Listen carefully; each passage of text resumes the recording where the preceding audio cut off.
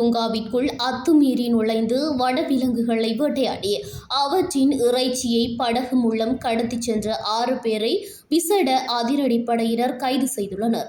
அருகம்பே விசேட அதிரடிப்படை முகாம் அதிகாரிகளுக்கு கிடைத்த ரகசிய தகவலின் அடிப்படையில் முன்னெடுக்கப்பட்ட தொடர் சுற்றிவளைப்புகளின் போதே இந்த சந்தேக நபர்கள் பிடிபட்டுள்ளனர். அதிரடிப்படையினரின் கடந்த சில தினங்களில் மேற்கொள்ளப்பட்ட இந்த சோதனையின் போது 2 வெவ்வேறு இடங்களில் சட்டவிரோத பொருட்கள் கைப்பற்றப்பட்டன. இதன்போது கடற்கரை பகுதியில் வைத்து 2 சந்தேக நபர்கள் கைது செய்யப்பட்டதுடன் 57 கடலாமை முட்டைகள் அவர்கள் வசம் இருந்து மீட்கப்பட்டன. வனவிலங்கு இறைச்சிகள் ஒரு தொகை மற்றும் ஒரு சோதனையில் மீட்கப்பட்டன.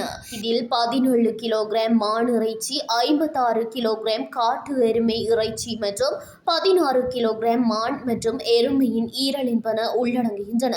மேலும் கடல் வழியாக இந்த இறைச்சிகளை கடத்துவதற்கு பயன்படுத்தப்பட்ட ஒரு பைபர் படகு, 25 குதிரை திறன் கொண்ட வெளிச்செல்லும் இயந்திரம் மற்றும் 2 எரிபொருள் கொள்கலன்களும் பறிமுதல் செய்யப்பட்டுள்ளன.